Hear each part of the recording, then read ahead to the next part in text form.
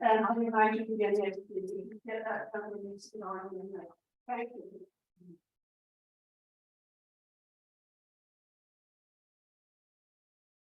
Okay, welcome. Happy Wednesday. I wish we could take all our technology outside to enjoy the sunshine and pleasant weather, and feed the bugs as well.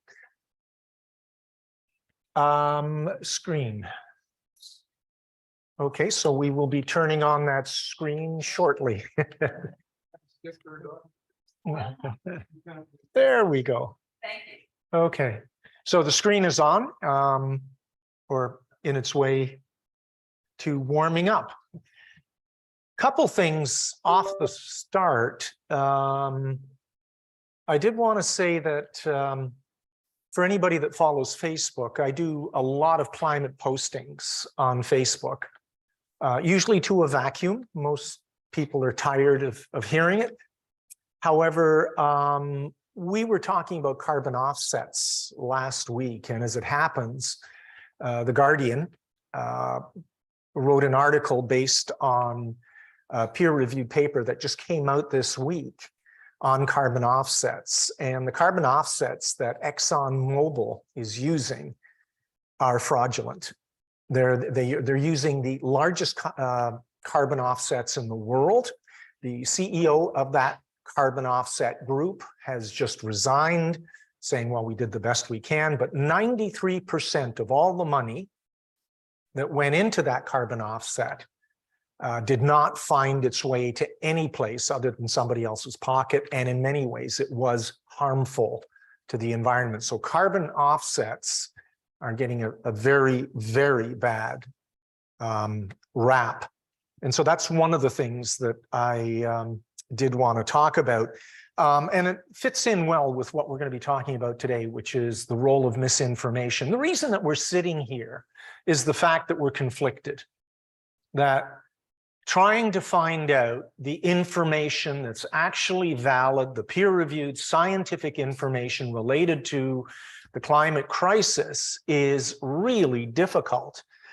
So the role of misinformation, which we're being flooded by, is tied to hypercapitalism, where vested interests have their own interests, like ExxonMobil or Shell, in convincing you of things that aren't true. And this happens over and over and over again. So let me just, why are we still debating the fact that we're saying that there is a climate crisis is directly related to the misinformation that is that we're getting flooded with, and it's coming from all corners. Next week, I'm going to be talking about the glue that binds us to that misinformation, which happens to be the media. But for today, we're talking about why are we still debating the climate crisis. So a little bit of history to give you an idea of how long the recognition of the climate crisis has been going on.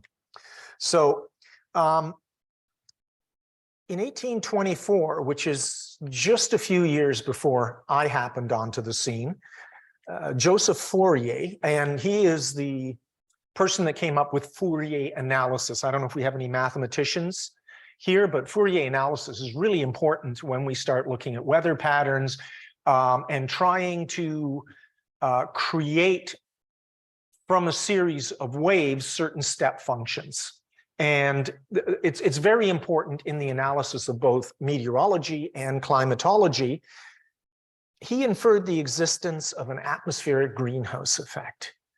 He figured as far back as, and it's almost the 2 centuries ago, that our atmosphere played a crucial role in keeping us nice and toasty and warm. So we've known about the greenhouse effect. We're not talking about runaway greenhouse effect or human-induced climate change or anything like that. We're just talking about how the atmosphere keeps us warmer than we would be without it. And it was Joseph Fourier that came out with that.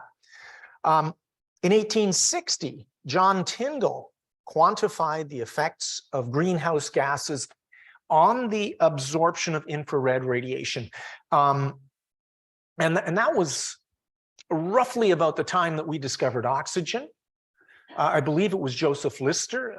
We don't have Bill here today. He would be able to tell me since he's up on the chemistry. But we started to realize that there were specific gases in the atmosphere that would give us what is called global warming and its effect on infrared radiation. So we started to filter out the different wavelengths of light, and we started to realize how crucial infrared radiation was and how certain gases were able to trap it. So if, and that was back in 1860.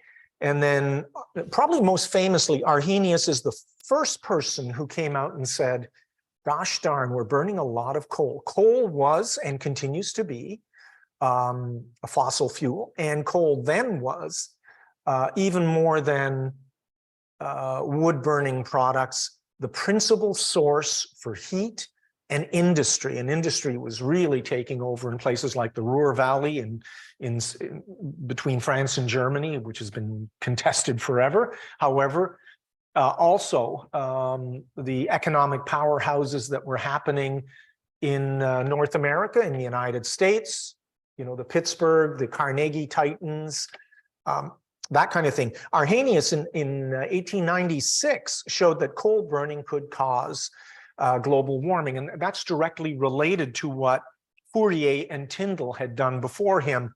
In 1938, Guy Stewart Callendar found that it was already happening to some extent.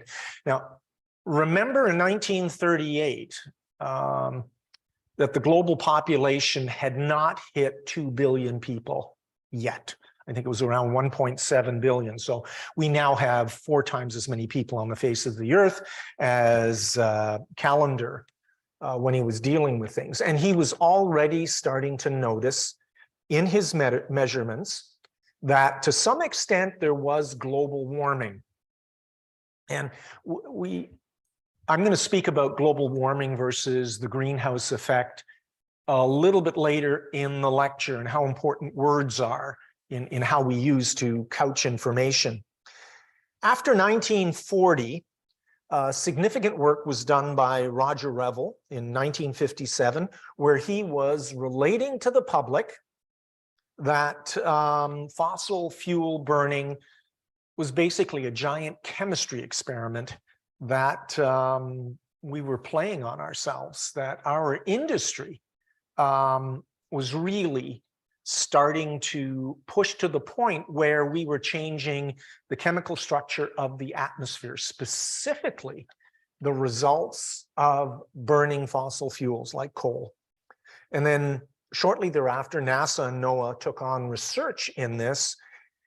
And then in 1979, and having been an undergraduate in the early 70s, there was still a question as to whether it was a bad thing to drive around in a car that burned gasoline, or you had coal-fired plants, or using natural gas. Well, in 1979, the Charney report concluded that substantial warming had already taken place. And if we took this wait and see attitude, we would probably wait until it was too late. And now that was 44 years ago. And we have taken a wait and see attitude, but it's not the population that's done this. It's our version of capitalism that has done this. And we'll speak more about that a little bit later today. So, along with understanding the science, this is where you have the yin and the yang. This is where you have all the science coming in and telling us certain things. And then you have capitalism, which is working to increase shareholder profit and working to increase the monetary value of things, realizing that if business was beholden to science, then they would lose control over their businesses. This is very similar.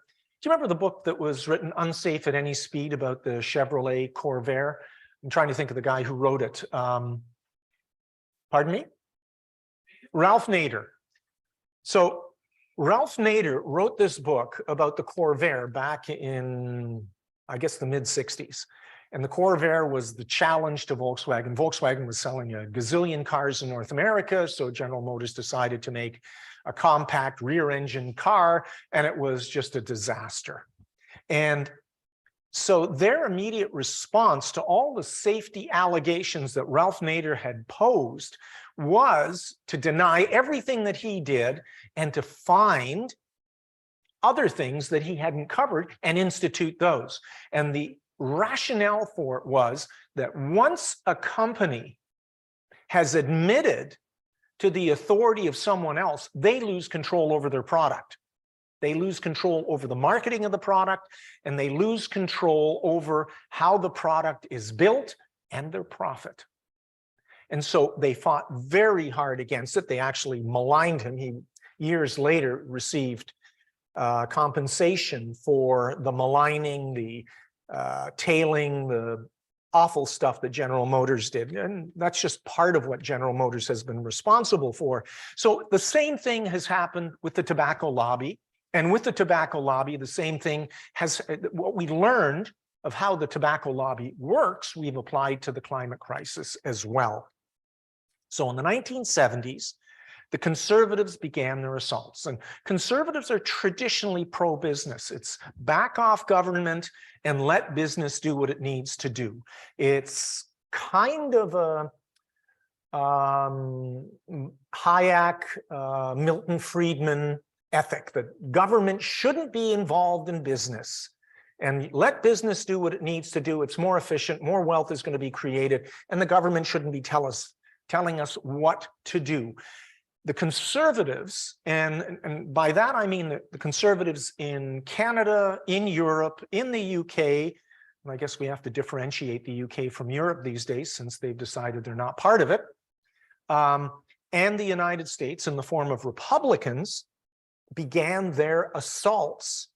So in 1977, the Republican James Schlesinger suggested that Jimmy Carter's inaction regarding climate change,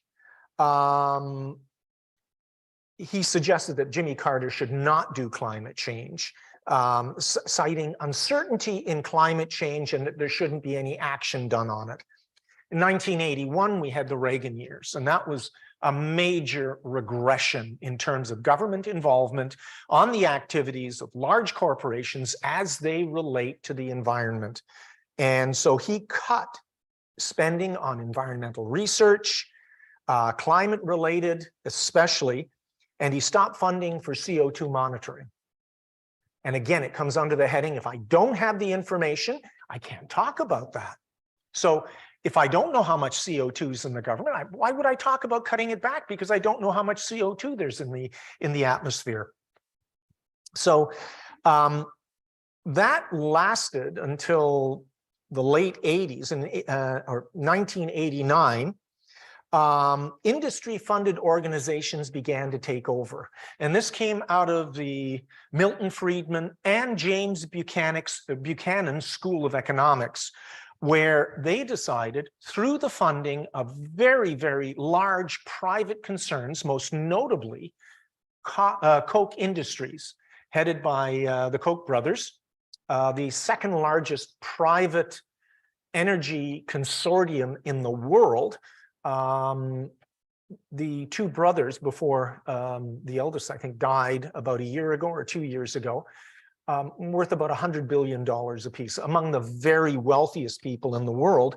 They started to create organizations whose specific mandate was to cloud the issue. And they funded all these different groups that had names like the Global Climate Coalition and the George C. Marshall Institute, whose sole purpose was to sow doubt, to make people feel that they were confused. And that is exactly out of the playbook, out of the tobacco lobby, which was to manufacture doubt. And so their strategies, which were taken from the tobacco lobby, were incredibly effective. At the 1992 Rio Earth Summit, They changed from looking at the Red Scare because communism was, if you listen to Fukushima, history was dead, capitalism and democracy had won. And so they didn't talk about the Red Scare anymore. They started talking about the Green Scare, about all the work that they had to do against doing something about CO2 and the climate crisis. So this is where it all started. It started in the 70s and really began to mature in the 90s. And the resistance continued. In 2015, the New York Times, which has been sitting on the fence on this for years, only recently ramping up, reported that oil companies knew that burning oil and gas would cause climate change since the 1970s. And yet, they funded, along with the private concerns of the Koch brothers, they funded all the misinformation that was headed our way. What's interesting about billionaires, since we're talking about them, is that when Elon Musk in 2022 took over Twitter, he dismantled a part of Twitter that was there to prioritize the type of language that would be viewed as non-threatening to climate scientists. And he removed those guardrails so that scientists then started to experience all kinds of threatening, harassing, hostile, personally abusive tweets from deniers. So when Elon Musk took over, the department within Twitter that was responsible for monitoring harassment against people was completely dismantled specifically to the climate crisis. So those researchers then got a flood, and women researchers got it double fold. It was misogynistic, sexist, awful stuff. There is I've been following a site for at least 20 years. It's called realclimate.org, and it's headed up by climate researchers.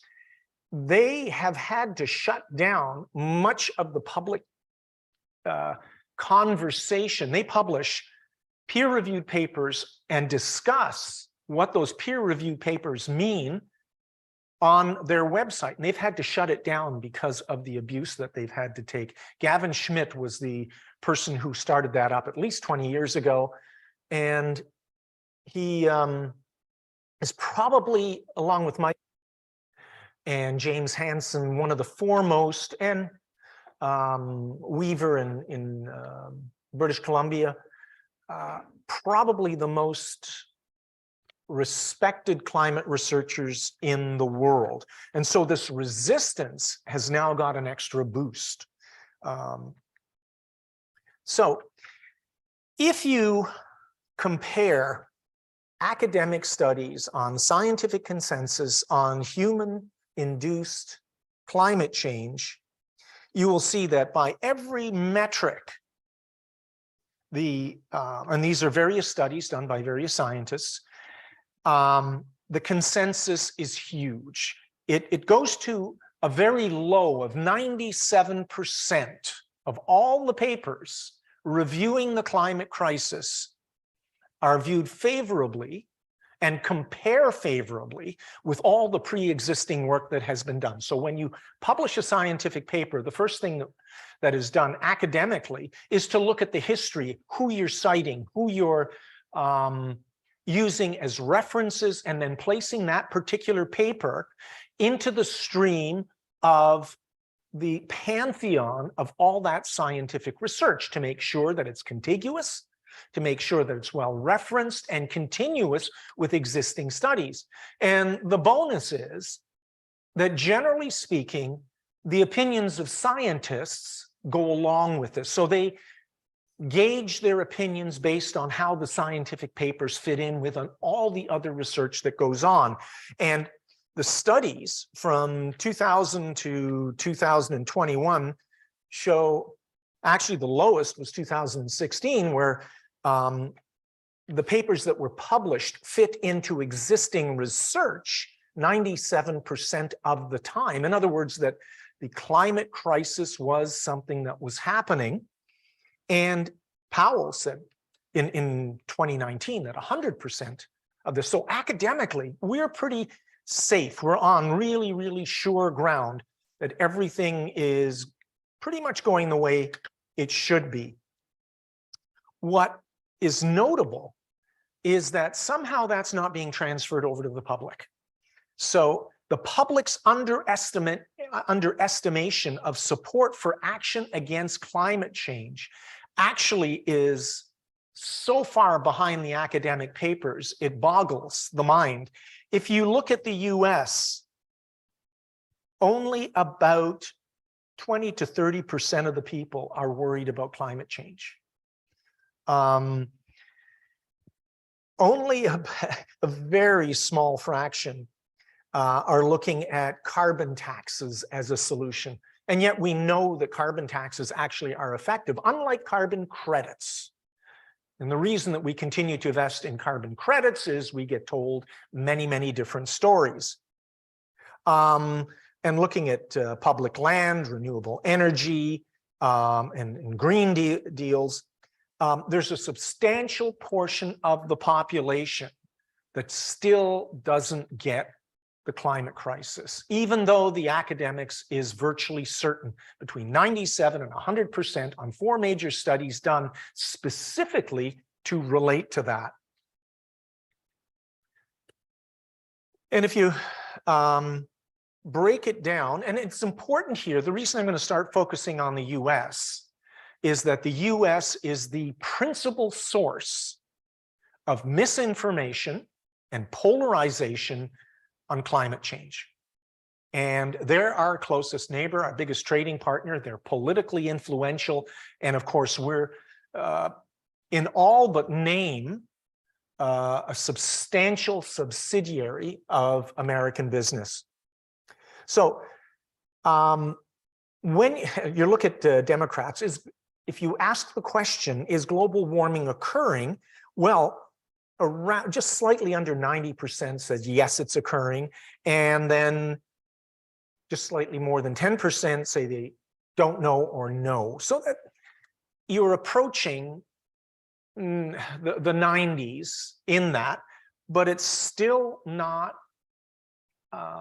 where it should be based on the scientific papers, because when you roll in the Republicans, and if you look at the split in the states, it's almost 50-50.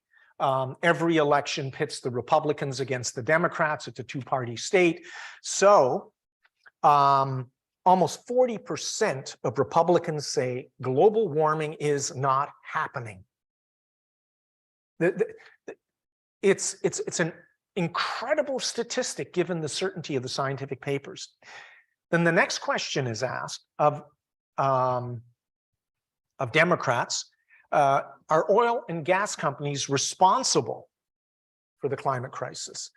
And they're around 85%, 15% say they don't know or no, but it's actually the reverse for Republicans. So when you break it down completely, it's almost a 60-40 or 55-45 split in the United States as to whether global warming is occurring, and are oil and gas companies responsible in the total population, which just flies in the face of the science. It's almost like talking gun control in the United States. So these polarizations are deeply troubling. Let's take it a step further, and we look at the causation. And we break it down by college, by educational level. And you can see that it really doesn't change much with education. The Democrats are different. The Democratic opinion of climate change increases as you increase the education. If anything, with the Republicans, it decreases. Those who have no college, just high school at best, actually are on par with those who have postgraduate education. And they actually score better in terms of, do humans contribute a great deal to the climate crisis or climate change? And it's the studies that have been done on this specifically point to how unsuccessful information has been in being translated from the science to the public. It's called the empty vessel method, where when you go to a university and you sit down, you view the person sitting in front of you as being the empty vessel. And as the authority, the lecturer pours the information into the empty vessel so that they can learn and they can make decisions and come up with basically the decisions that the information says they should be making. What we have found, and it is almost of the order of being a psychological category, that Republicans with a lot of education and who are obviously intelligent enough to get postgraduate educations are very adept at all the various methods of argument that will allow them to cherry pick, create red herrings and straw men. And they're also fairly well-to-do, so they would tend to believe in the economics of Hayek, Buchanan, and Friedman, which means that the government should not be involved. And so you look at the causation and you come to realize that the polarization between the Democrats and the Republicans with respect to what's happening with the climate crisis is just enormous and cuts across all levels of education. And when you look at favoring whether the US becomes carbon neutral, you look at the age categories. When you get into the 65 plus, where generally speaking, that's the boomer generation and up, where wealth is really important, they side with hypercapitalism, with large businesses in order to keep the money flowing to their pensions and to keep having it flow into their various saving organizations, pensions, that kind of thing. So there is a monstrous split between the Democrats' way of thinking and the Republican way of thinking in this. So if you break it down into the different demographics of education and age. Another way of looking at it is to polarize it. So you say, is climate change a major threat? And in the US, the polarization is again the political left and the political right. And the gap is the biggest in the United States. So when we talk about polarization, it's how severe the polarization is. And it's by far the worst in the US. And the polarization covers about 75% of the population. So you could walk into a restaurant and sit down and find someone who's on the far left who mandates that something needs to be done, and you'd find someone on the far right who would also have would be on the other side of the political spectrum. And so it's about a 60-40 split if you look at the midpoint.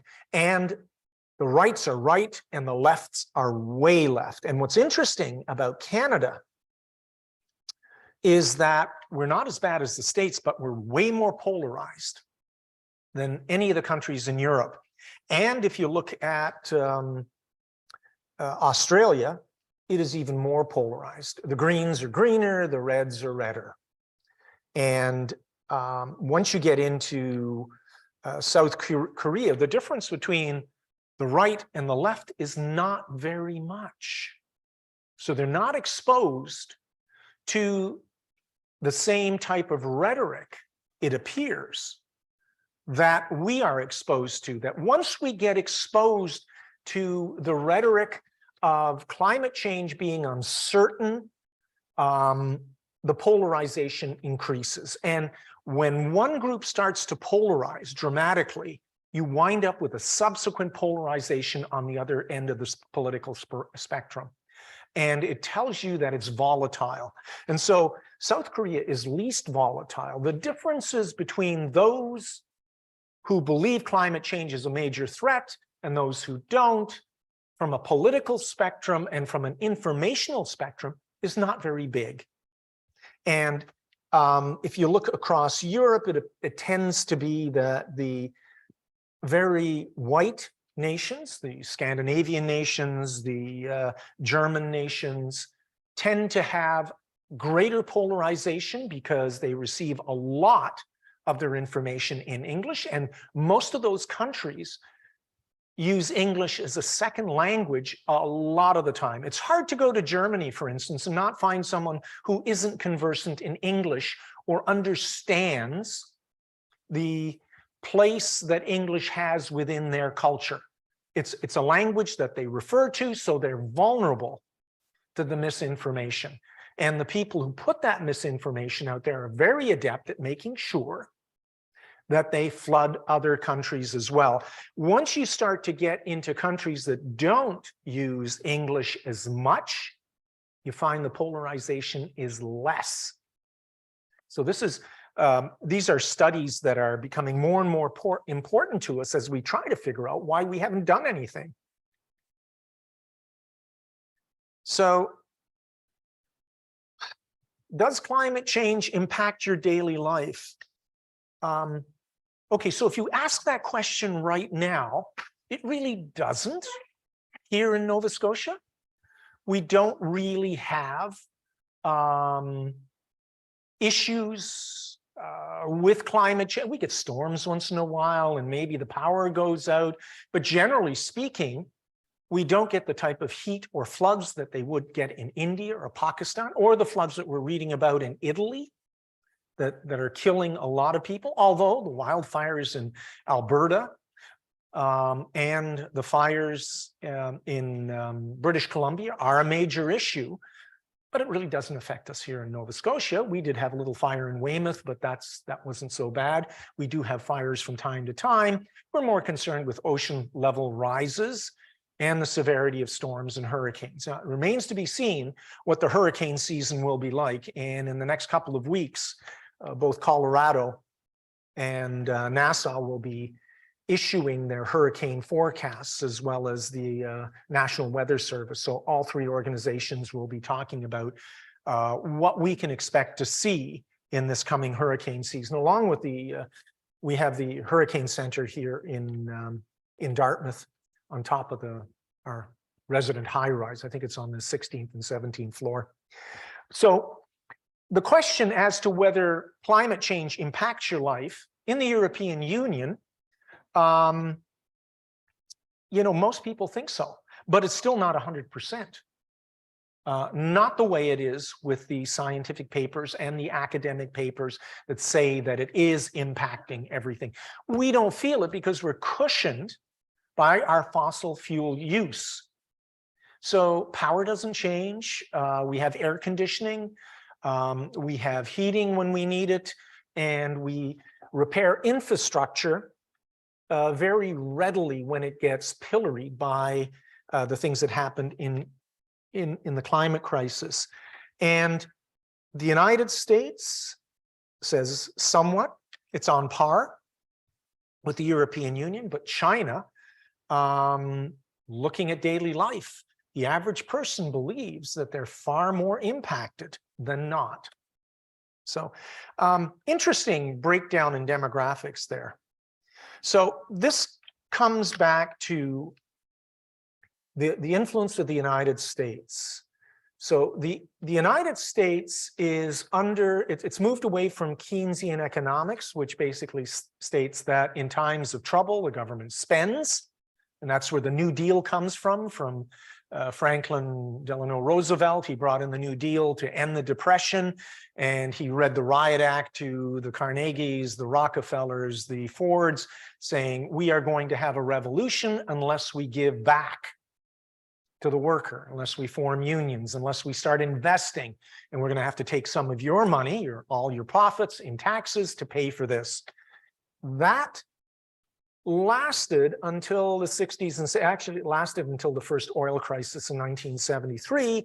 And then we had, again, Hayek, Milton Friedman, and James Buchanan being funded by the Koch brothers, who set up all these so-called think tanks.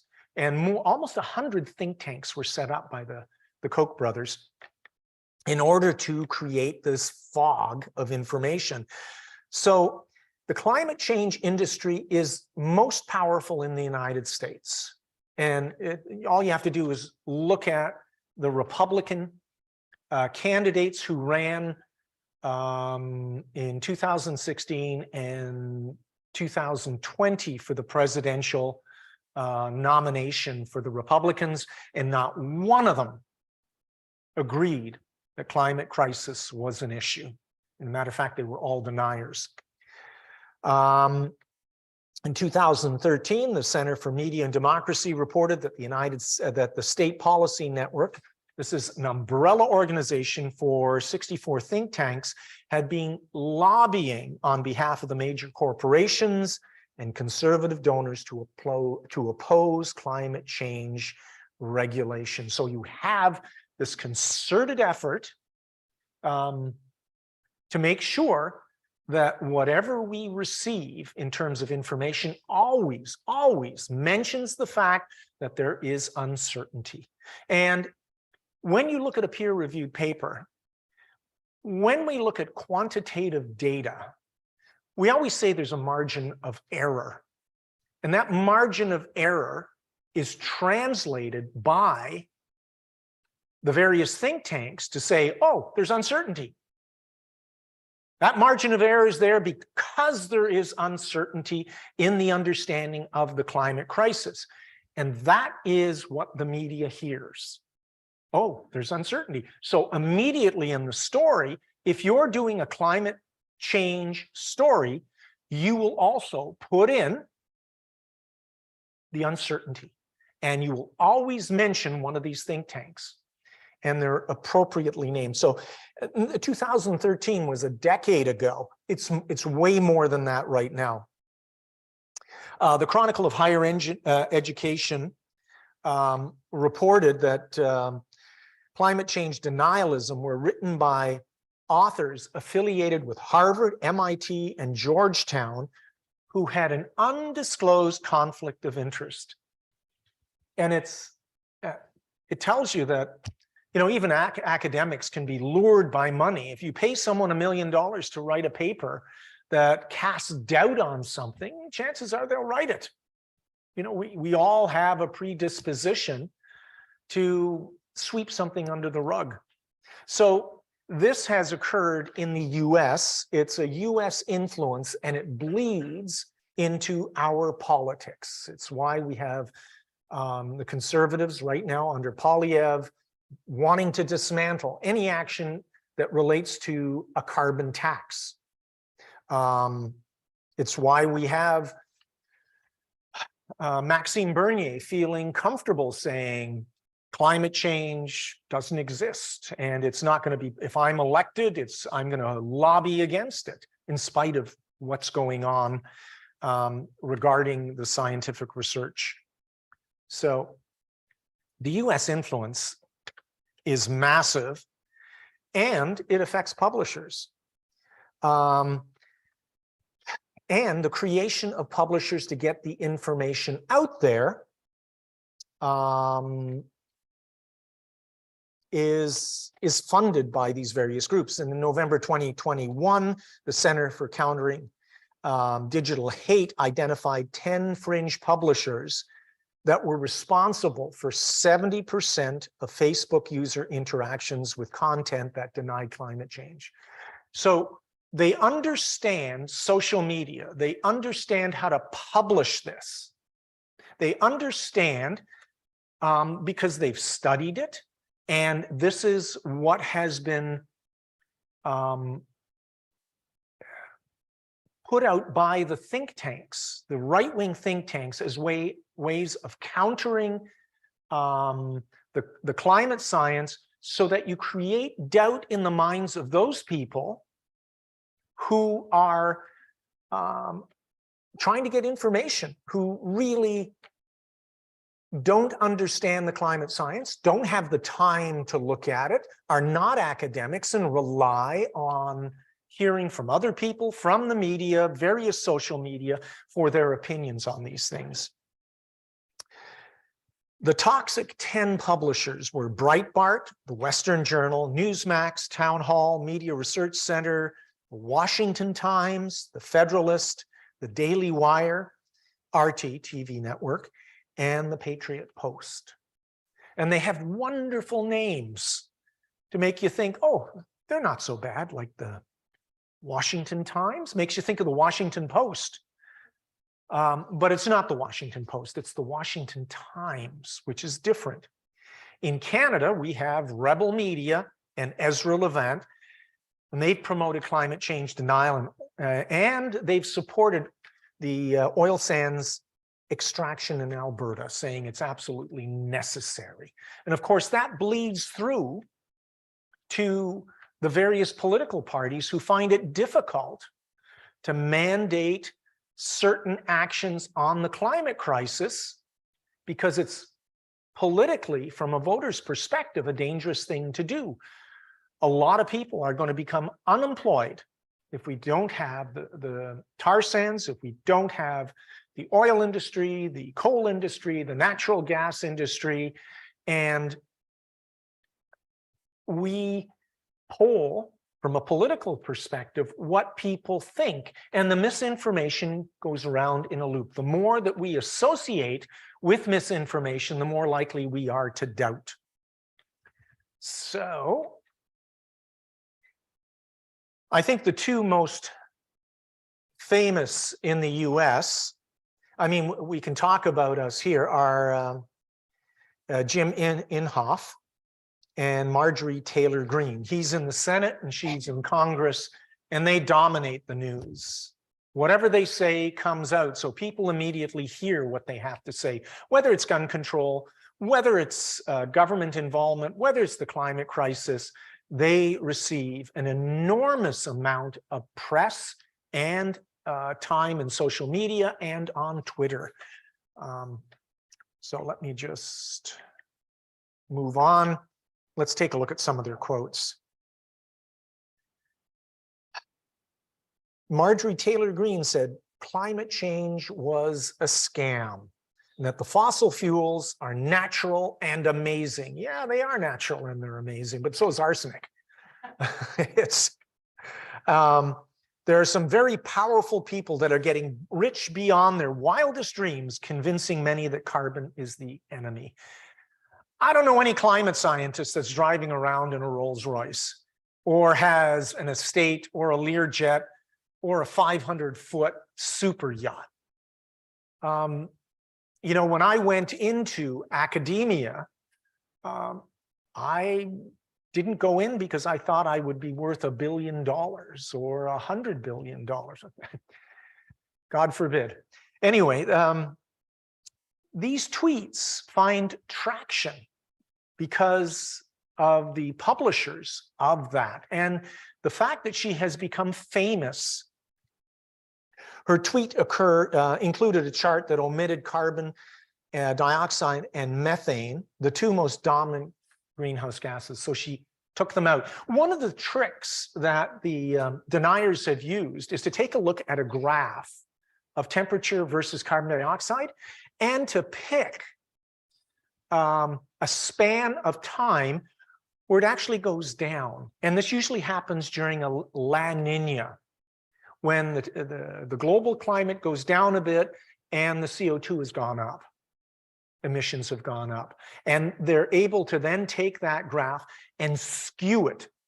But if you look at what scientists do in their published reports, they give you the error bounds, they tell you they show you the entire graph, they put it in context, and they relate it to all the other studies. And so these tactics are there to confuse you. And during a cold snap, you can count on people like Jim Inhofe to hold up a snowball and say, see, some climate change, hey, it's cold outside. That's the kind of rationale that we get. And that has synergy. That actually makes people think, okay, meteorology is exactly the same as climate. So if it's cold today, it can't be there's climate change.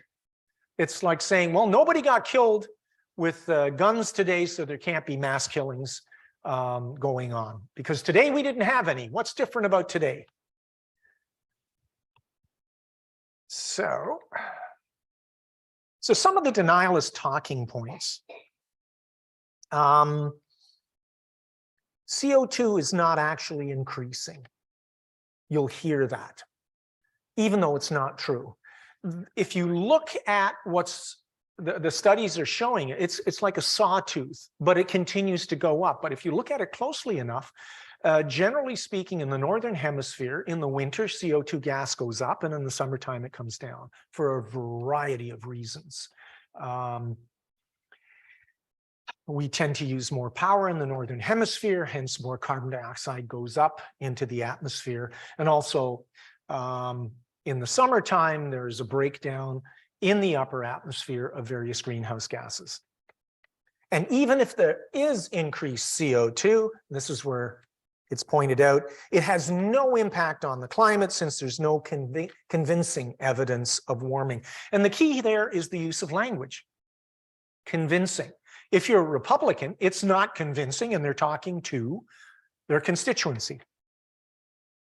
And even if there is warming, it's caused by natural. Volcanoes put out much more than we do. And it's a natural process, like we're fighting against nature. And if it cannot be explained by natural, you see the progression that's happening here, the talking points. Human effects on the climate, the Earth's climate, they're going to be generally good for us. Plants like carbon dioxide. They do better with carbon dioxide. And whether or not the changes are good for us, in the past, there's been much more carbon dioxide in the atmosphere, and it's too late to do anything about it anyhow. And, you know, technology is just around the corner. We should be able to fix it. So just sit tight and don't get your shorts in a knot. It's all okay. So this is the kind of language that we experience when we look at denialist talking points. And the tactics are equally interesting. So what they do is they try to suppress scientific consensus by calling it fake data, or suppress the truth that it's a conspiracy theory. All these climate scientists are getting together to create, I don't know, 3 climate scientists that could agree on what to get for lunch, never mind have a conspiracy of 30,000 climate scientists globally to hoodwink, and I don't know how that would occur, to hoodwink the public that climate change is in their interest to profligate. They use fake experts, which we will talk about a little bit later this hour, or individuals with views that are at odds. They marginalize or denigrate published topic experts. And so they go after them personally. And of course, there are always a few contrarian scientists, and we'll talk about one of them, Bjorn Lomborg, soon. They also use selectivity. It's called cherry picking. You take that which agrees with you and pretend the stuff that doesn't agree with you doesn't exist. And so you build your argument. In the social sciences or in education, it's a specific type of method brought out by Levi and Strauss called grounded research. You go in and you look at all the stuff that supports your argument, and you make a theory up based on that argument. It's called grounded research. It's quite well respected. But if you talk to core scientists in physics, chemistry, biology, it's called cherry picking. And you'll get a big argument on that. And then claiming that any uncertainty invalidates the study. And again, what I just talked about is that there's always uncertainty in a scientific study. You will always, always say, this is where we're uncertain. This is the degree of uncertainty. And this is why there's a degree of uncertainty. If I measure the distance from here to the moon, I have to put in the uncertainty and say, well, it's 247,000 miles, give or take 1 millimeter. That doesn't invalidate that the moon is 240,000 miles away from us. But that uncertainty is enough to invalidate in the minds of the climate change deniers to put out a paper saying, well, it's uncertain. They don't know what they're talking about. And then they have logical fallacies, connecting certain things, confusing correlation with causation. And so those fallacies tend to pop up. And these are common tactics that are used over and over again.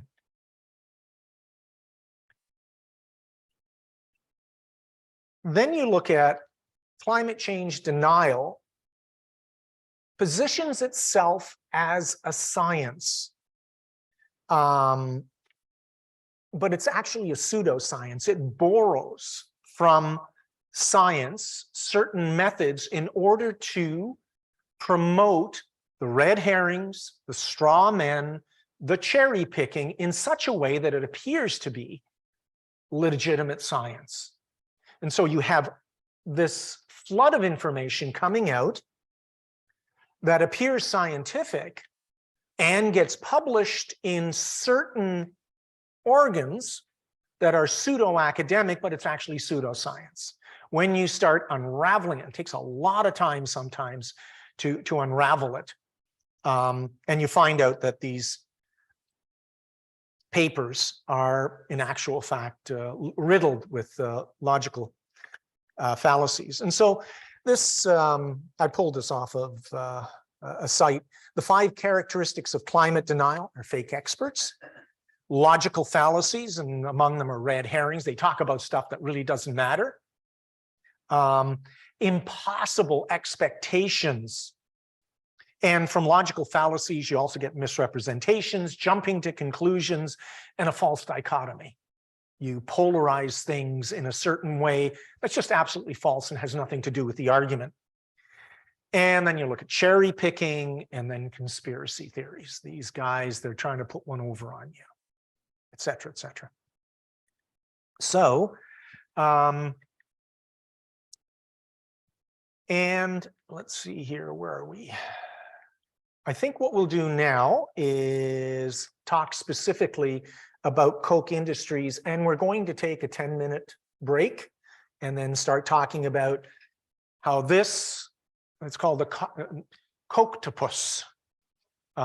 They have tendrils all over the place. So we'll get back together in 10 minutes. Any questions, just come on up and we'll chat. And we'll start looking at specifics.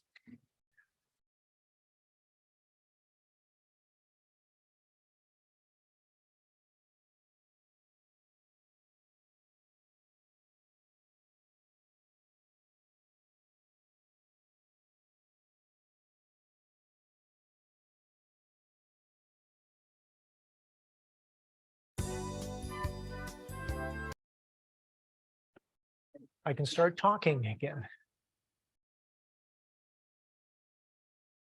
Oh, okay, so welcome back. If you have any questions, feel free, or if you have any comments, feel free. So we'll open that up at the end of this section, but we can certainly address any questions and comments that you might have while I'm speaking. So we looked at the 5 levels of misinformation. So let me just go back a slide here.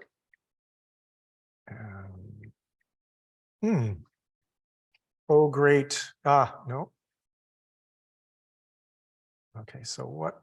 There we go. There we go. We're going to talk about Koch Industries. They're really important because they allied themselves with James Buchanan, who won the Nobel Prize for Economics, I think in 1985. And there's a wonderful book written about him and his economic model. And it was about the complete evisceration of any government support in any facet, including education, medical, and any oversight to any business. And he was probably the most important hyper-capitalist economic thinker in terms of providing us with where we are right now in relation to the climate crisis. And the reason that he's so important is he got his principal funding from the Koch brothers, and he actually changed the educational system in Virginia in the late 1950s when he got elected into their electoral system, state electoral system, where they actually shut down the schools, public education, and only the private schools functioned. And that essentially made certain that anyone who was marginalized, that included people of color, people who didn't speak the same language, they didn't have an educational system to go to unless they paid to go to a private institution. So Charles Koch was allied very closely to James Buchanan, and he adopted this principle of hypercapitalization, and the method to do this was to create these so-called right-wing think tanks. These are groups that are solely funded to pull apart at the strings of democracy. And it includes gerrymandering of election regions, includes changing of the economic systems and funding, and it also includes focusing on libertarian causes. Koch gave away $250 million between 2004 and 2008 to these various so-called think tanks. Groups like the Heartland Institute, the Charles G. Koch Charitable Foundation, the American Enterprise Institute, all receive money for their climate denialist activities.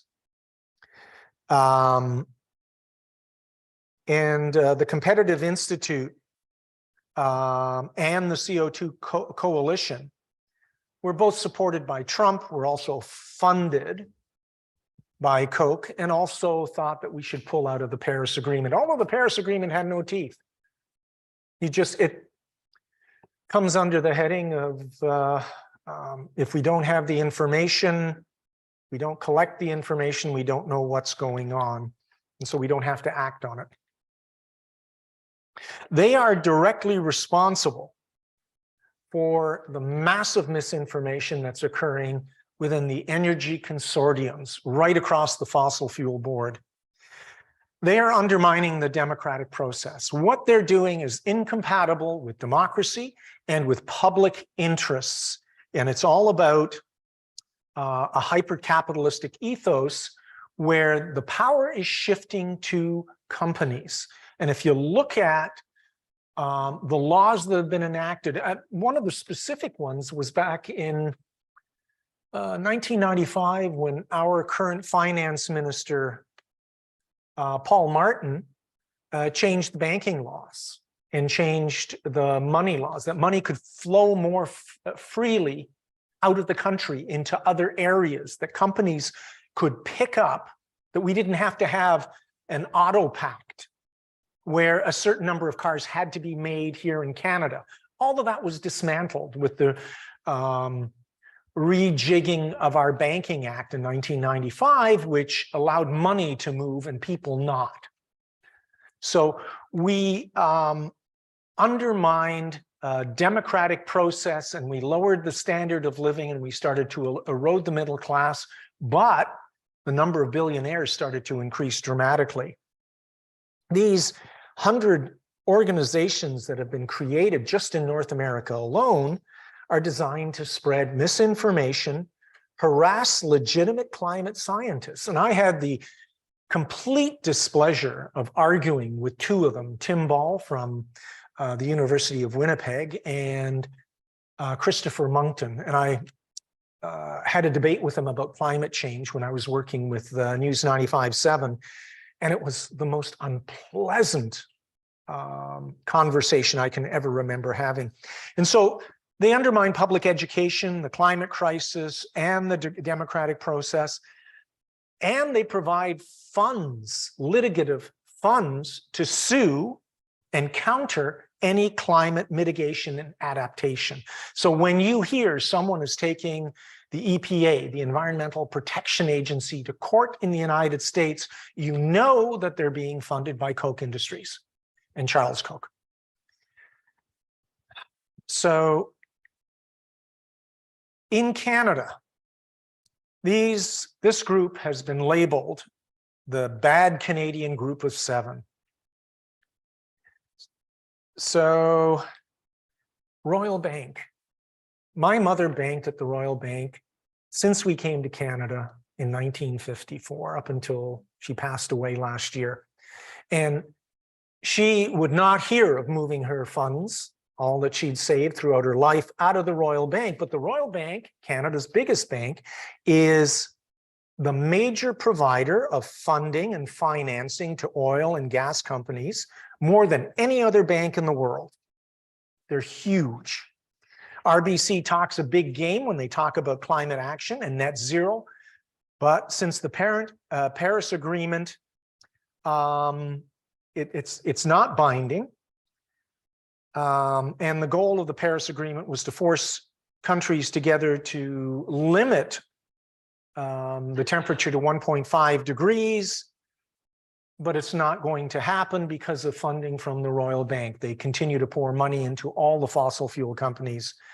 They poured more than $350 billion into climate destroying fossil fuel companies. So if you're a fossil fuel company, you're going to get your financing from the Royal Bank. 99% of RBC's energy finance has gone to fossil fuel projects. So if you talk energy, you're talking fossil fuel with RBC. And their CEO repeats the message that more government subsidies are needed for big oil. And he doesn't call for massive cuts to corporate profits. And they greenwash, and they're being investigated for greenwashing while continuing to increase financing for fossil fuels. So if you have to pick a place to keep your money, they're probably not the place you want to go. The Shell Oil Company. I mean, it just goes on and on and on. They were among the very first to realize that fossil fuels, which they were at the time the second largest oil company in the world. I think they're down in the rankings a bit because of Aramco having gone public, but they're huge. I think their profits in the last quarter of 2022 were on the order of $38 or $26 billion. I start to get lost in the numbers. They're almost astronomical. And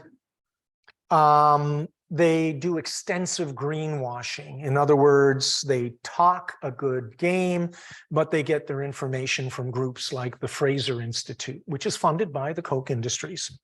They say we're going to have net zero by 2050, but they don't talk about what they're going to do this year. And 2050 is a long way off, and people go, oh, net zero by 2050. It's the same thing that the city is doing.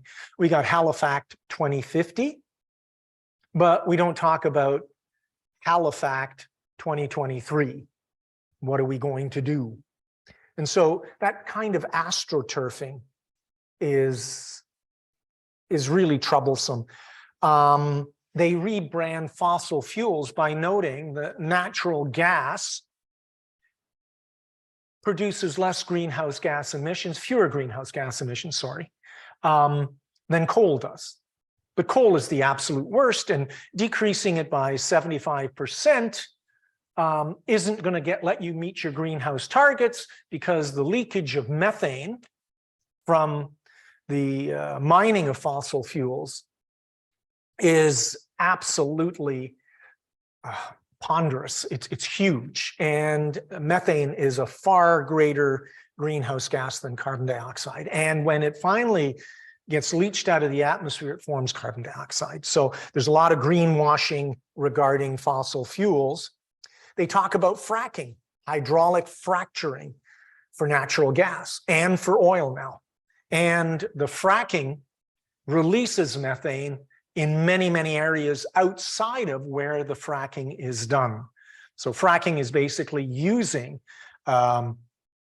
massive amounts of hydraulic fluid that go into shale deposits and fracture them so that they can release the oil and gas that's in there. And that's what we're talking about in New Brunswick right now. It's being debated. Should we have fracking? And we don't care about what it does to the oil or to the hydrology of water and the water flow, because once it's fracked, once that hydraulic fracturing takes place, the water becomes poisoned. And somehow they're selling it through Shell that it's going to reduce emissions. And in actual fact, all it's doing is transporting it to another fossil fuel, and it's called greenwashing. When you say something is better than the other thing, and then this is setting up a straw man, saying, oh, here, look at this. Liquid natural gas or natural gas is much better than coal. Aren't we green? The fact that fossil fuels are being used and the fact that methane then is 98% on average of natural gas is never discussed. And that's called greenwashing or astroturfing. So that's number 2. Let's get a little closer to home. Arthur Irving, who is owner of Irving Oil, multi-billion-dollar conglomerate, the largest fossil fuel conglomerate in Canada, is basically just a greenwasher for Canada and an acolyte of Koch Industries. What Koch Industries is to the United States, Irving is, and Irving companies are to Canada. They're huge. They've moved their head offices offshore so they don't have to pay taxes in Canada. They receive huge amounts of funding from the government, and they're able to buy up all sorts of other companies and hide what they do in the buying up of these other companies. So they own pretty much all the newspapers in New Brunswick, so the only message you get is an Irving message. You don't get a wide spectrum of climate change articles or hire people who are educated in the realm of climate change.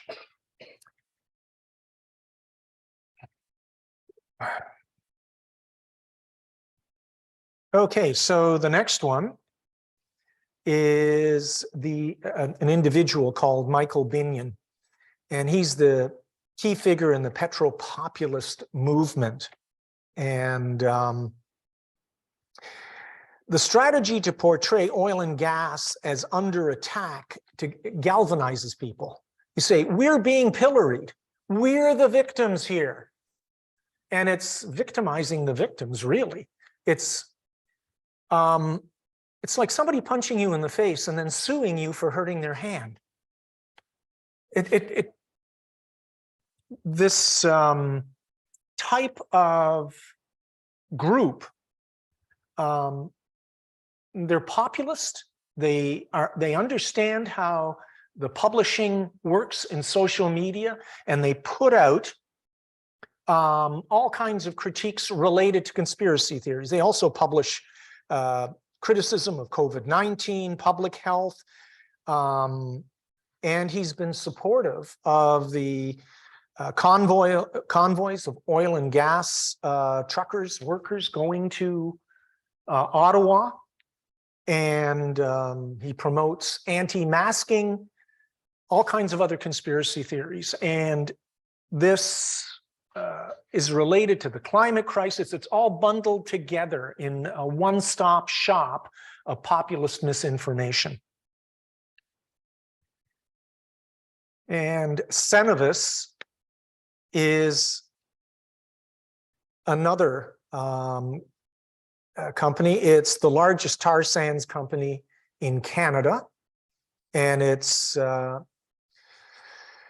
CEO or executive chairman is Alex Pourbaix, and in 2022, he alone cashed out $31 million in Cenovus shares. He has a vested interest in Cenovus, so he puts out a lot of information, misinformation, and they put out red herrings like carbon capture, saying, well, we can actually reduce the amount of carbon dioxide in the atmosphere by creating these machines which will suck it out.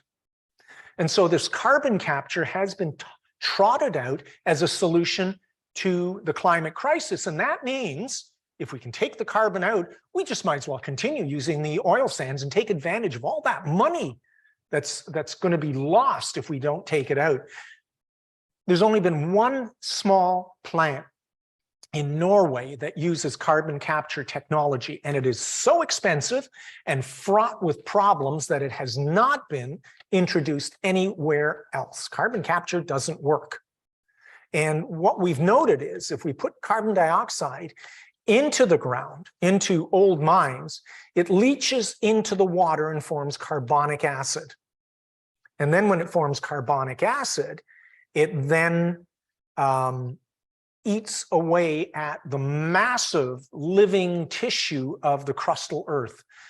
It's estimated that 95% of all the living species in the world live in the crust of the earth. They're microbes, and they're crucial to the pyramid of life that we have, to the tapestry of life. And yet we want to bury the carbon dioxide in the ground and put that at risk. And the oil and gas industry in Canada is the largest source of greenhouse gas emissions. They account for almost 30% of the country's emissions. They're pushing hard to take us away from climate action.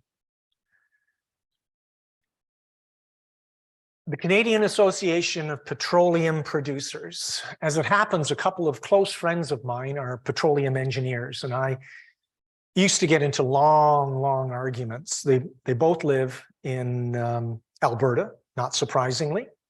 And I've lost a couple of friends as a result because they view, the last email that I got from one of my friends was, well, you drive a car, don't you? So you're part of the problem too.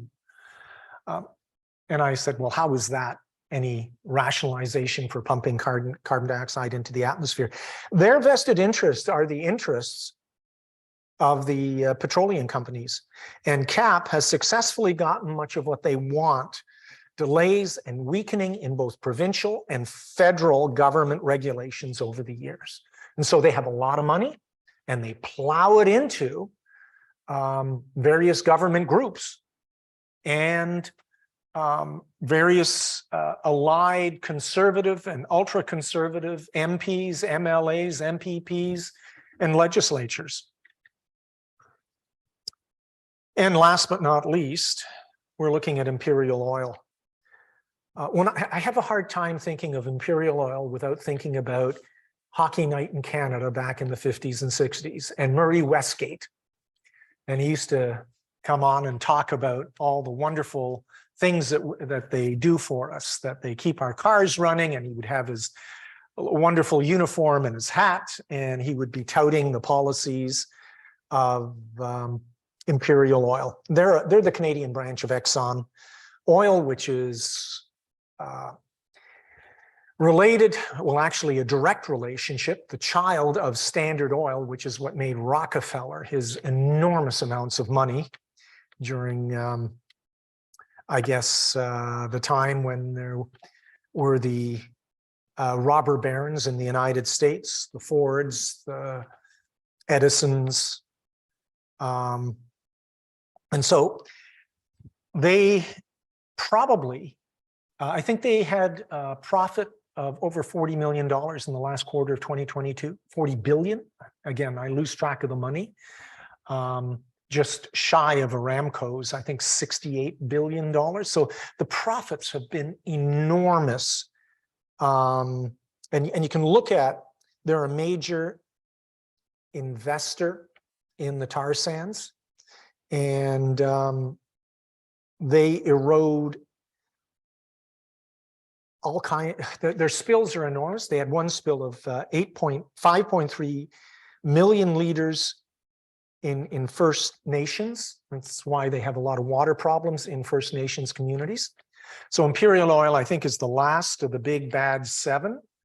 I try not, when I go shopping, I try not to go to the Irving-owned stores, the Irving gas stations, Kent Supplies, and any products that are associated with the Irvings. I try not to deal with the Royal Bank. I try not to deal with Imperial Oil, Esso. It's hard to do though. So then we come to the prominent deniers. And this is more the international. And Naomi Klein is not a denier. First of all, she writes wonderful books, but she has stated in 2011, climate change denial has been associated with the fossil fuels lobby. And we know, I mean, if you read her books, she's an incredibly articulate, intelligent person. And she's related the climate change denial to the Koch brothers, industry advocates, and the think tanks that they support, most often in the United States. More than 90% of papers skeptical on climate change originate with these right-wing think tanks. Oil companies organized a climate change denial campaign to disseminate public disinformation for decades, on par with the tobacco lobby. A strategy that is a mirror of what we saw happening in the 50s and 60s with the tobacco lobby in order to manufacture doubt. And it's often carried out by the same people. For instance, Fred Singer, who died at the age of 95, who was a very important person in the Manhattan Project and in the subsequent hydrogen bomb project, a very intelligent man, actually wrote for the tobacco lobby, and he also was a prominent climate change denier. And they spread the propaganda. Anytime there was an IPCC conference, like the 2015 Paris Agreement, they would finance and hold denialist conferences. So she stated that everything Naomi Klein says is related back to the fossil fuel industry, and principally the methods that the Koch brothers have been using in order to set up these think tanks. I had mentioned Tim Ball, and some of the tactics they use, I'm just going to stand up here for a second. Some of the tactics they use, I can relate directly to Tim Ball. He called himself Canada's first climatologist, and that he was a climatologist at the University of Winnipeg. But if you take a look at his authority, his academic credentials, there was no department of climatology at the University of Winnipeg. He was a professor of geography, and nothing that he had written academically had anything to do with the climate crisis. He wrote 2 papers, and his PhD work was in the clothing of First Nations Inuit. Had nothing to do with it. He put himself off as an expert, and he was an expert for hire, an anti-climate change denialist, and he was a consultant to Exxon-funded Friends of Science. He was a senior fellow at the Frontier Center for Public Policy and has connections to other think tanks and right-wing organizations. He's now the chief advisor to the International Climate Coalition and is policy advisor to the Heartland Institute, 2 prominent Koch-funded think tanks. His degree, again, was in historical geography and not climatology. So this type of obfuscation, exaggeration of credentials is what goes on within the denialist camp. And for many people, a PhD or a master's is a PhD and a master's. So if you're smart, it doesn't matter what it's in. It doesn't matter that you're a doctor of geography talking with a climatologist who has a PhD and written many papers. A PhD is a PhD in the minds of many people. The authority rests within the academic credentials. And nobody looks any further than that. And so this is a way that they're able to change public opinion, saying, I'm a doctorate here. I know what I'm talking about. This character is really interesting. He is a hereditary peer. He's the third Viscount of Brenchley. And Christopher Monckton, grandfather, received the Viscount title along with property for his work after the Second World War.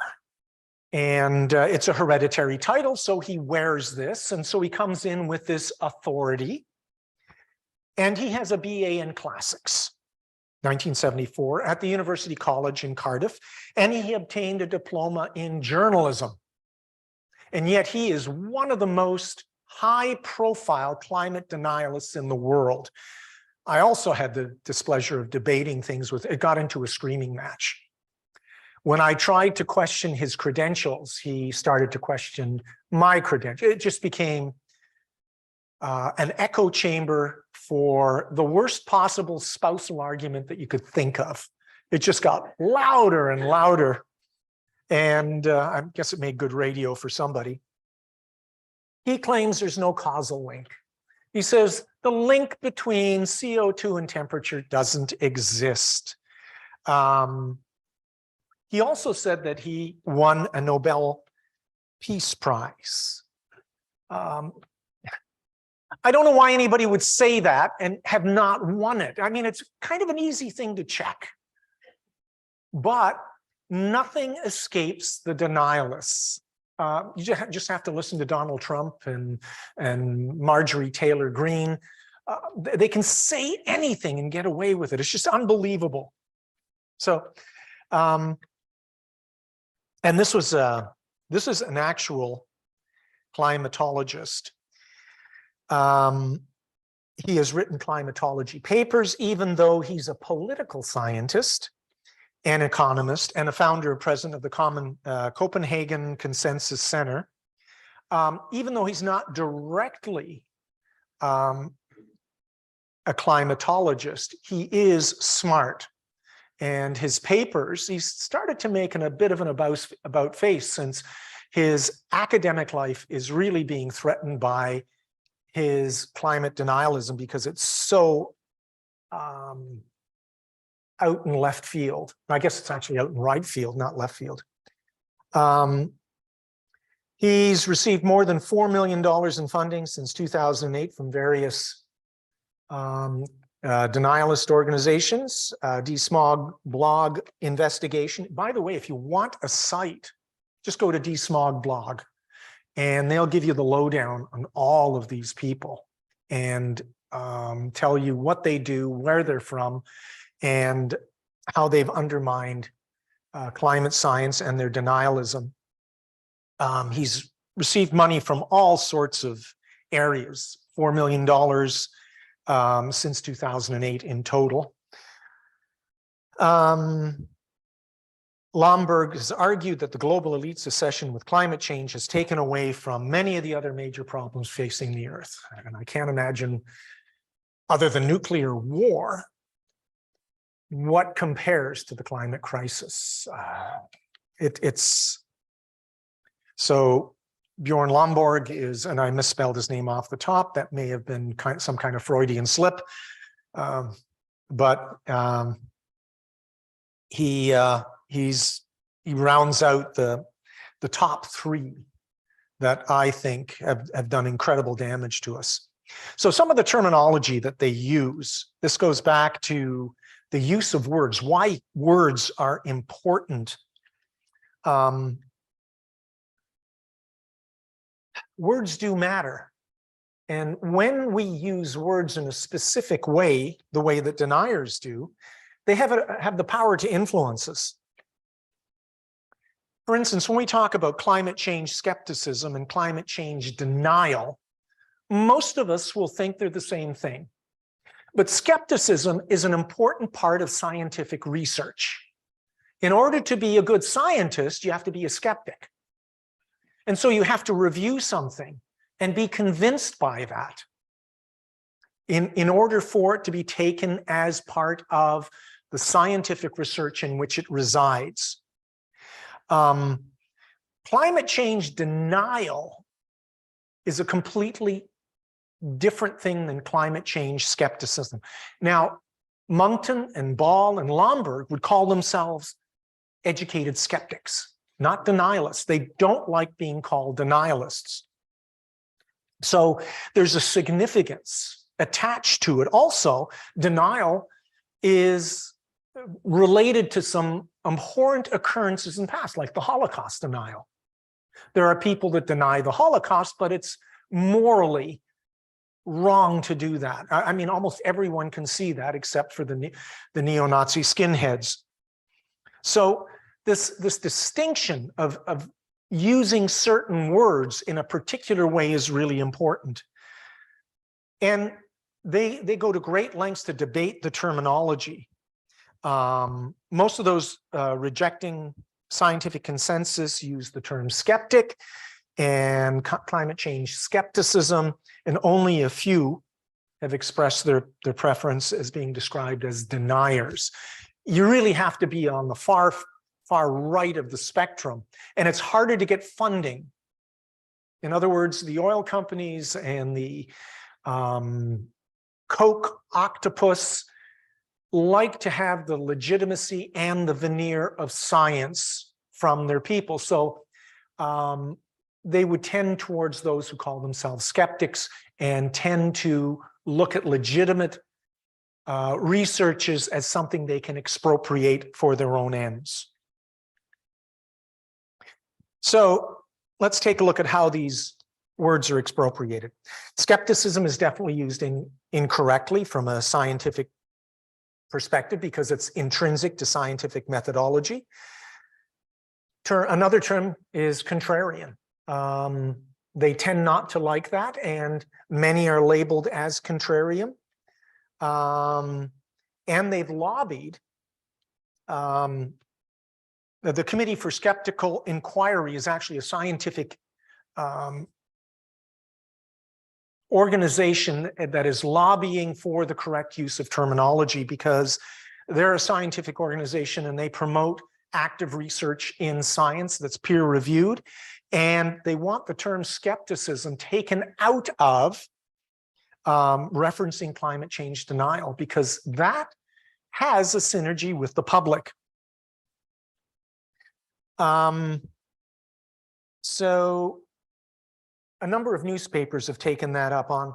In 2019, The Guardian, which is a newspaper that I have a lot of respect for in many areas of its reporting, especially the climate crisis, they've rejected the term climate skeptic in favor of climate science denier. And so that there is no dispute as to what they are doing. So there are other examples where this has happened. The expropriation of science in the denial machine is well coordinated and well funded.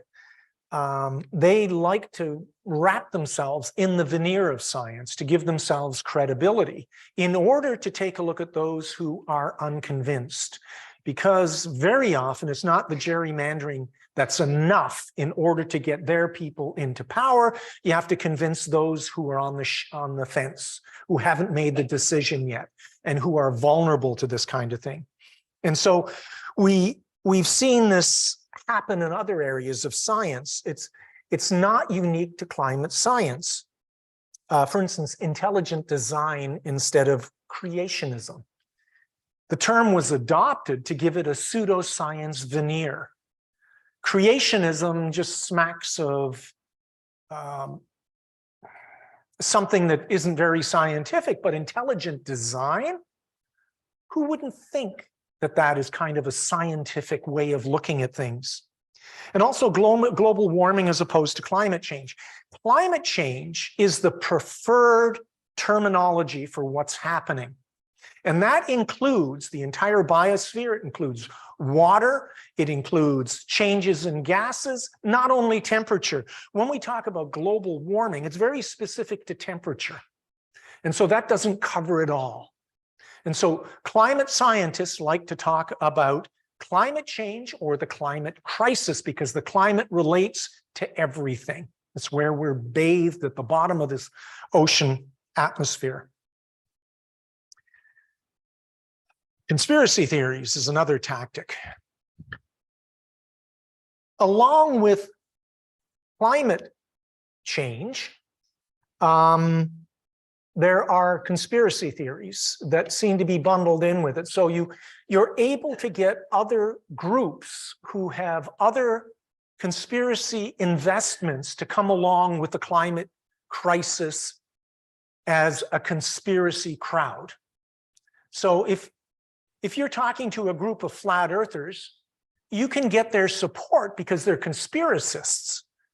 Who doesn't think that the earth is round, that it's got a curvature to it? Well, the flat earthers don't. But because of their perspective, it's easy to bring them in. And you can bring in that pseudoscience by mentioning that the climate crisis is a pseudoscience and that it's a conspiracy. And even though there's no evidence of this, you find groups that are vulnerable to various conspiracies and you bring them into your group. If they tend to believe the earth is flat, they'll tend to believe there is no climate crisis. Or if they tend to believe that the universe was created 4,000 years ago, chances are they will agree with you that there is a scientific conspiracy that is happening in the climate crisis. So we, in many ways, are trying to figure this out. We're trying to understand how to inoculate the public against denial. And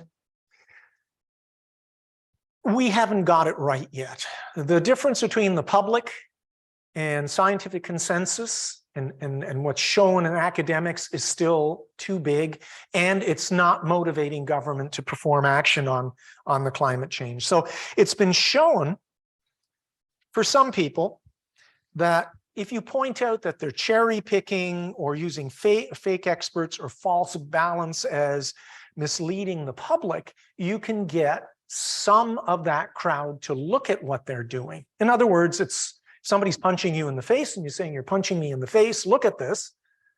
That can institute a dialogue. And perhaps they'll recognize that they're doing this. Dialogue focused on the question of how their belief differs from scientific theory. So you ask them to elucidate what is the basis of their particular theories. Introducing actual scientific information into the discussion. That's limited. We've tried that. Doesn't work as much, but these are tactics that we try to use. And might be useful to respond emotionally to including the statement, it can be painful to realize this, but our lifestyle is important in the consideration of the climate crisis.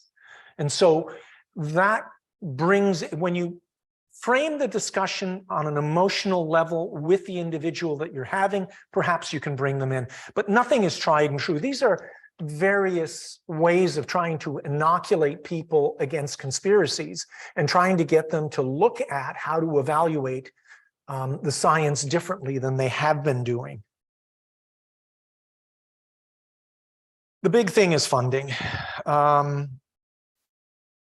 And if we look at the problem with billionaires, we have hypercapitalism. If we look at the United States, that is the poster child for hypercapitalism, and the combined annual income of 91 climate change counter movement organizations, think tanks, advocacy group was almost $1 billion.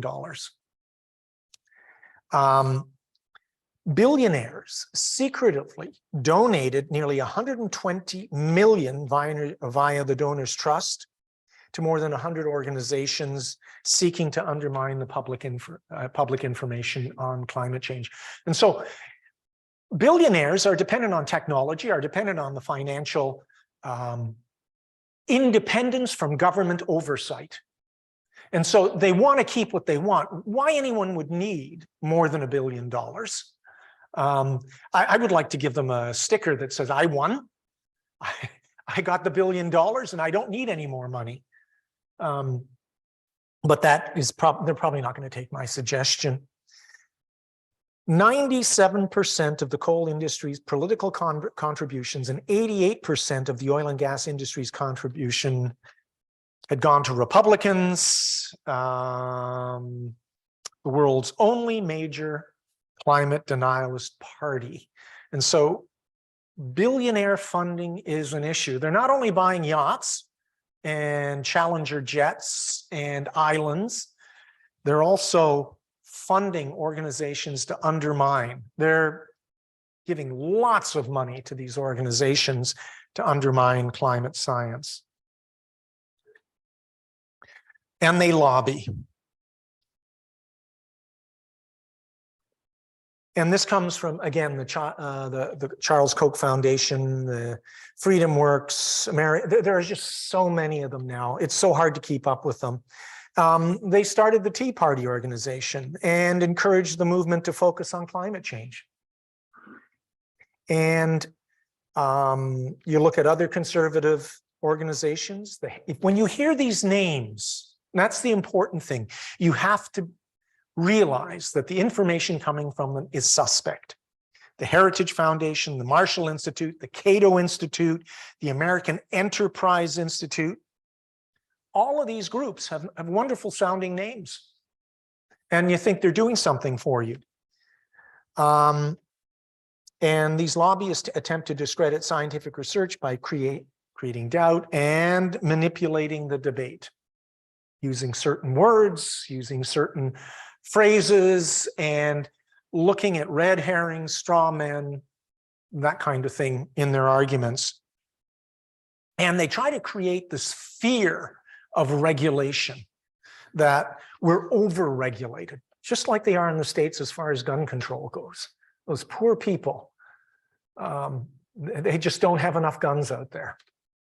So this it filters down into the grassroots to manipulate how they think of things.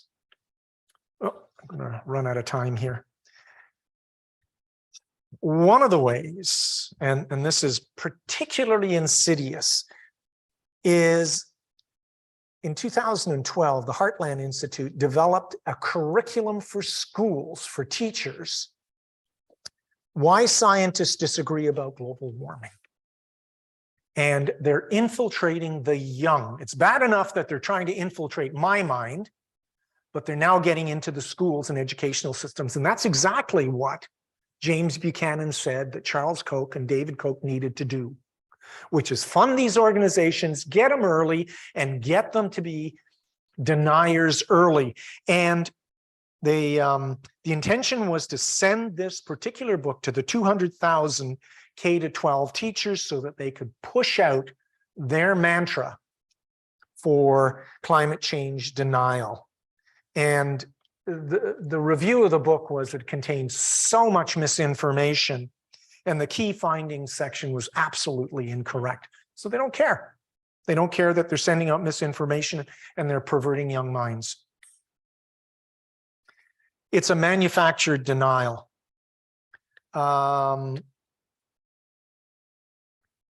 It's now the central tenet. The climate crisis is the central tenet of the current conservative and Republican identity. So when you call yourself a Republican, you're also adopting the cloak of climate denial as part of your identity, which is what they've done very successfully. So they've manufactured climate change denial, and they're influencing how science knowledge is communicated to the public. Michael Mann, he invented the hockey stick, which shows us the correlation and causation between carbon dioxide and Earth's temperature. He has said that universities and scientific societies and organizations, publishers, etc., are becoming risk averse because of the onslaught, because of the funding of litigation by these organizations. If you say something they disagree with, they'll sue you. It's Donald Trump's mantra. I will sue you if you disagree with me. And so it's difficult for scientists to publish what once was not controversial because they're in fear of being attacked personally. So taking action. I'm going to wrap this up here. If you, I put that CBC News report on April 2nd of this year. Activists joined thousands of protesters across Canada for what they called Fossil Fools Day. And they protested against RBC as part of the huge colonizing machine in Canada. And of course, it was the biggest funder of fossil fuels in Canada. RBC has said in an email that it's committed to achieving net zero by in its lending by 2050, not tomorrow or today or next year, but by 2050. So it's not serious about doing anything, but activism is an important way of doing things, and we have to become more active. And that is it. We've got about 7 or 8 minutes for questions and comments. Yeah, I got a comment. I read a book, Dark Money. It was all about the Koch brothers and what they were doing. Yes. And they pretty well, they infiltrated the Republican Party, a lot of the major newspapers and the major universities like Harvard and Yale down in the state, and they're paying the professors indirectly as well to put their slant on things. They even wanted to segregate the schools in North Carolina, blacks and whites too, but that was voted down. But the book was so depressing, I couldn't even finish it. Yeah. Dark Money, it was just horrible. So that was a comment about Dark Money, the book that was written about how insidious the funding is, funding all these organizations that promote the denialism and make things seem so cloudy. And it's depressing, like the looking at where we need to go and how quickly we need to go. One of the people I talked with said we should talk about how during the Second World War, how quickly we mobilized society to deal with fascism and how that was done. And we're nowhere near that right now. And we all seem to understand that we're preaching to the converted with this group. Most of the people here just want to learn more about what's going on and how to parse things so that we can make better decisions. Next week, I will be talking about the role of media. That's my particular research. My doctoral research was in what happens to science when the media gets a hold of it, and how that works and why we are still getting misinformation. Do we have any questions online? Okay. Bob, can you read it out for us? Yep, I think so. If my colleague has got us. Okay, the first one came in a little earlier, and it was having to do with one of your first comments. And I think Colin indicates that Corvair was Nader's target.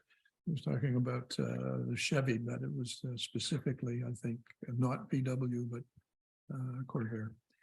Right. I think the Corvair was the answer to VW's. to the VW. It was very popular, so General Motors came out with the Corvair, not the Chevy. If I misspoke if I said Chevy. It was the Corvair. Yeah. Oh, okay. No, you did. You didn't. Okay. Okay, so it was the Corvair and it was Ralph. I didn't remember. I always forget Ralph Nader's name for some reason. It's one of those sticking points that I have. Well, you're good. No longer. While New Brunswick is firmly in the grasp of the Irving Group, do you believe that Nova Scotia is also subject to their and others of their ilk influence, both economically and politically? I don't think there's any question that that's the case, that the vested interests of the fossil fuel concerns are being funded and that they have outsized influence on our daily lives. And you can talk about Nova Scotia Power, you can talk about all sorts of groups that determine the political action against the climate crisis. So I don't think, I think New Brunswick is quite dramatic in that the entire media is owned by Irving. Yeah. You can't get a newspaper that comes from anywhere else. And if you set up a newspaper that competes with an Irving newspaper, they will flood with money to put you out of business. So they're an Irving octopus in Canada, especially in the Maritimes. I think the last one is a comment, and Colin suggests, shouldn't conspiracy theories really be called, at best, hypotheses? Well, a hypothesis is usually something that has some evidence supporting it. So if someone has a hypothesis, they would look at least in my mind, and how I consider it as a scientist and a researcher, is that I hypothesize after I get information. And then I form a hypothesis and then I test it. And then I write a paper about it and I send it to all my colleagues who are well versed in that field to critique it. And then it's sent back to me. And then I make changes to it to see if it fits into the scientific consensus, not the opinions, but the consensus of science. So no, conspiracy, denialism, that's not a hypothesis, that's a stance. So I would disagree with that. And I will take poison barbs afterwards. Okay, any questions from the floor in here? Okay. Oh, yes. Hi. You have a vested in. This is my wife speaking. This relates to media and misinformation and who owns the media in my mind. And that a couple weeks back on CBC, they were interviewing this woman, which I could remember her name, who was saying that overpopulation is a myth to contributing to climate change, in that the biggest populations are in India and China, and they are not the ones contributing to climate change. So therefore it is a myth. And CBC was totally backing up and not even questioning her, if you might call it a hypothesis. Anyways, I just wanted to hear your take on that. Okay, so here's the problem, and this is what I'll really go into next week, is the media and its reporting and how it works. CBC has absolutely zero reporters with any scientific background. At most, they may have taken a course in J school, journalism school, on the sciences, at most. But and CBC is probably better than most of the reporting organs. So they wouldn't understand the science. So Paul Ehrlich wrote his book, Population Bomb, in the 1971, 72, shortly after the Club of Rome. And population is an issue, but that skews things a bit. You have to take consumption in with it. And so consumption is probably the bigger problem with the climate crisis, but population is an issue as well. The worst thing that you can do is have a child as far as the climate is concerned. because the child takes up so much of the Earth's resources in the West. So population is related to the problem. So it's kind of, again, very often academics have a very narrow focus on their particular subject, or they have a vested, or spokespeople have a very vested interest for getting their name out on a particular controversial topic. And it becomes controversial and you get associated with it. There's no question that Donald Trump is famous. No question that he's well known. And the same thing with Inhofe and with Marjorie Taylor Greene. Doesn't make them right, though. So the media was what we're going to be talking about next week. And I'm happily going to put that off till then. Yes. Speaking about oil companies and such, Irving is bad. We talked about Shell is bad. You talked about for gasoline driving car driver myself, which is a better gas company to go to buy my gas. Well, they're all gas companies. They all come in, they buy their oil from a number of refineries. Okay, so whoever's refining the oil is making the money. And if you go to Wilson's, they don't have a refinery. So they'll probably get it from Irving. And the same thing with Imperial, Esso, Standard Oil, or whatever their Exxon Mobil. So there is no good solution for that. It doesn't really matter, but I try to use my feet for making statements. And, you know, you poop in my cornflakes, I don't like you, kind of thing. You were saying not to go to Kent because they're owned by Irving, right? Yes. Home Depot's owned by the Koch brothers own Home Depot. Yes. That's what I've heard. Anyway, on that note, we'll see you next week. Enjoy the weekend coming up.